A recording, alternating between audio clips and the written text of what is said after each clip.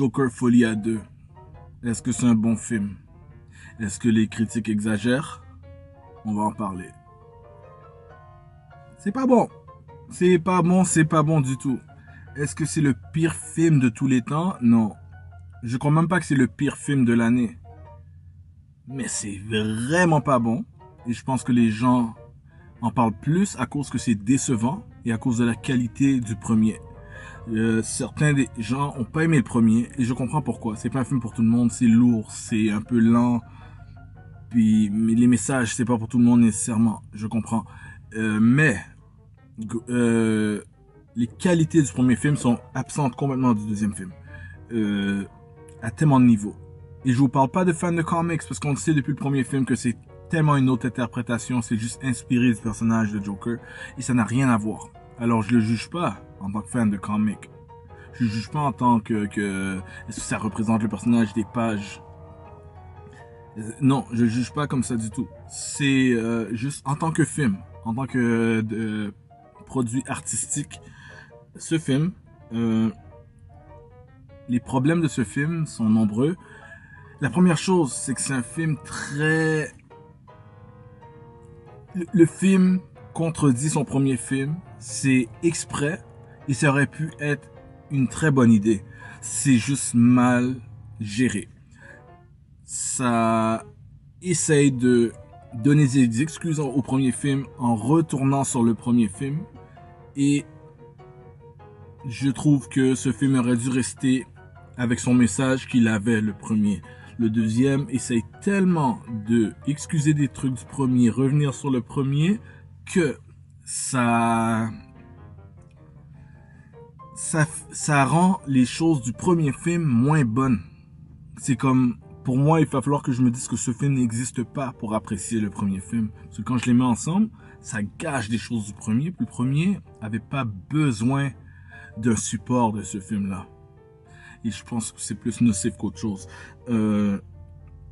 Les personnages n'évoluent pas. Dans les films, en général, on a une évolution début, milieu, fin. Le personnage commence quelque part, il termine quelque part. Le premier film est exactement ça. Commence quelque part, termine quelque part. On dirait que même la fin du premier film est absente dans le deuxième. Parce que l'évolution de Arthur dans le premier film, où il termine, on voit pas cette suite-là. Il est supposé être rendu à l'étape de la fin du premier. Dans le deuxième, on dirait que cette fin-là est absente. Il y a quelque chose qui manque. On ne voit pas que c'est une suite de cette évolution-là. Je trouve même qu'il dégrade, puis il est où le personnage qu'on a rencontré à la fin du premier film? On le voit pas. Le message social, ceux qui ont aimé le premier, c'est beaucoup pour ça.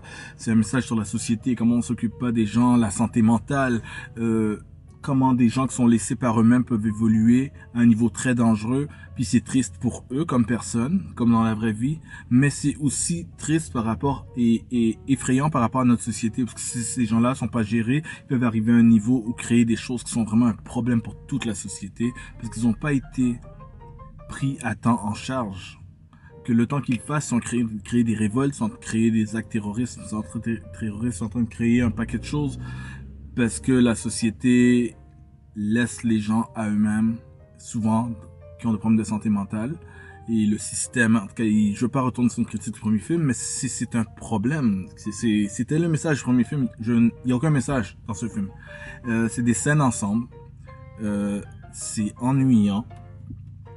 Et les performances sont très bonnes. Mais dans un film qui a pas de but, donc je juge les performances tout seul. La cinématographie est très belle. La musique est inutile. Et je suis pas un anti-musical. Vraiment pas. Les bons musicals, je les apprécie. Je trouve que c'est une partie importante du cinéma. C'est une façon d'exprimer des sentiments. Il y a le acting, il y a la musique de fond, il y a le acting, des fois non-verbal, tout ça, ça fait partie d'exprimer des choses au cinéma. Même l'action est une émotion en tant que telle. Les blagues, c'est une émotion qu'on exprime. La musique en fait partie. Dans les bons musicals, on a une émotion qui ensuite expand, qui grandit grâce à la musique. C'est ça qu'un musical fait. Et les meilleurs musicals font ça. Et les meilleurs musicals, que ce soit des films d'animation Disney ou des grands musicals depuis Grease jusqu'à West Side Story, ce que vous voulez, sans la musique, il vous manque le film. Si vous délitez les musiques et vous faites juste jouer les scènes, il vous manque une partie de l'évolution. C'est ça un bon musical. Et que ce soit des chansons inventées ou des chansons qu'on appelle un musical jukebox, comme dans Joker Folie à 2, que c'est des musiques qui existent dans la vraie vie, pop culture, et ça aussi peut faire des bons films. Le meilleur exemple, c'est Moulin Rouge, c'est ça. Mais, Joker Folie à 2, on peut effacer toutes les chansons du film quasiment. Les chansons n'amènent aucune évolution, je trouve même que c'est dommage. Ça coupe dans l'histoire. Quand on arrive peut-être pour rentrer dans une scène qui est plus importante, la chanson commence, puis shit, on vient de perdre du temps. Déjà, le film, il est pas court. On vient de perdre du temps avec la musique. On vient avec des performances qui sont correctes. Lady Gaga est même pas aussi bonne qu'elle est capable d'être. C'est exprès, je le sens, mais je vois pas pourquoi. Maintenant, si on rentre autre que la musique, les personnages, Arthur, aucun. Il n'y a pas d'évolution. Lady Gaga, son personnage de Harley ou Lee, n'a zéro évolution, a pas de raison d'être. Il y a un twist avec elle vers la fin. C'était pas nécessaire, ça mène à rien. C'est une excuse. On dirait que le réalisateur et l'équipe ont pris à cœur toutes les critiques qui disaient que ce film ne devait pas exister parce que le premier film est très sombre et met beaucoup en place. On dirait que des gens pourraient croire que ça met en valeur un psychopathe, que ça met en valeur ce qu'il fait, que c'est même anti-société, parce qu'à la fin, comme un riot dans les rues, on dirait qu'ils essayent de mettre ça à l'envers. Tu sais, comme c'est... Non, finalement, c'est ça. Puis ça gâche tout. Et fait que maintenant, ça décrit pas mal les choses. Spoiler, les personnages n'ont pas vraiment d'importance. Il y a personne qui a un impact sur le film. À part Joaquin Phoenix, bien sûr, Brendan Gleeson, qui joue un gardien dans la prison. Très bonne performance, puis la très belle chimie avec Joaquin Phoenix. Sinon, il y a le gars, je connais pas son nom, mais c'est comme il est une personne de petite taille. Il vient au procès. Il était dans le premier film. Il a une très belle performance, puis c'est peut-être le seul moment touchant du film, je dirais, ou le plus proche de quelque chose de touchant. Il y a comme l'animateur de télévision au début. Il y a une belle performance. Il amène quand même une certaine intensité. Mais c'est tout des petits shots. C'est des personnages qui sont dans le film 5 minutes. La fin. Parlons de la fin. Beaucoup de personnes ont des problèmes avec la fin. Et la fin, on est dans la section spoiler pour ceux qui ne savent pas. Encore, la fin avec... J'aime pas la fin avec Harley, bien sûr. L'histoire de Kate Twist, tout ça, que finalement elle voulait juste le rencontrer, qu'elle a tout fait pour le rencontrer dans la prison, puis qu'elle était pas vraiment ça, puis qu'elle veut plus être avec lui parce qu'il est pas vraiment Joker. J'aime pas vraiment la fin. Tout comme j'aime pas que Joker a pas l'air d'exister quand c'est supposé être une évolution. Le personnage de Arthur était supposé avoir évolué en tant que Joker. Si on regarde le premier film, c'est ce que le film dit. Le deuxième film nous laisse croire que Arthur est toujours Arthur et que Joker est un personnage qui joue de temps à autre. C'est pas un personnage, il a une évolution qui l'a amené à le devenir, on a vu cette évolution. Clairement, le premier film nous montre qu'il est en train de développer cette personnalité, et le deuxième nous essaie de nous faire croire que cette personnalité n'existe pas. Ça fait pas de sens. D'ailleurs, quand il décide de lui-même se défendre en cours, il devient Joker à nouveau, le Joker du premier film, puis c'est une des seules scènes où on voit vraiment le même Joker que la fin du premier film, c'est au procès. Et donc, ça fait pas de sens si vous regardez le film. Il est ce personnage, il a évolué en temps, et on dirait qu'ils avaient oublié ce qu'ils avaient écrit dans le premier film. C'est pas une performance. Il n'est pas acteur, il n'est pas bon acteur à ce point. De toute façon, on l'a toujours vu, c'est un mauvais clown. Il pourrait pas faker ça. Il est Joker. Donc le film s'est perdu dans ce qu'il voulait raconter. Et ensuite, la vraie fin de fin, le truc dans l'asile avec son genre de fanboy qui est déçu de lui et qui vient pour le stab. Beaucoup de monde l'aime pas parce que ça voudrait dire que Arthur n'est pas Joker, mais qu'il a inspiré le vrai Joker avec qui finit par le tuer et qui ensuite il carve le smile lui-même sur son propre visage pour devenir probablement le vrai Joker ou un autre en évolution vers le vrai Joker.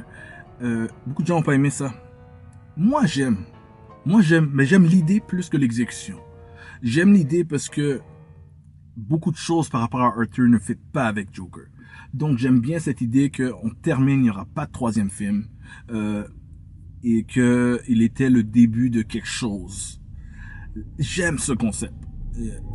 Ça a été fait avant, ça a été fait dans Gotham, entre autres, qui est une série que moi, j'ai jamais vraiment fil, mais le personnage de Jerome qu'ils avaient inventé était une très bonne idée. J'aime l'idée.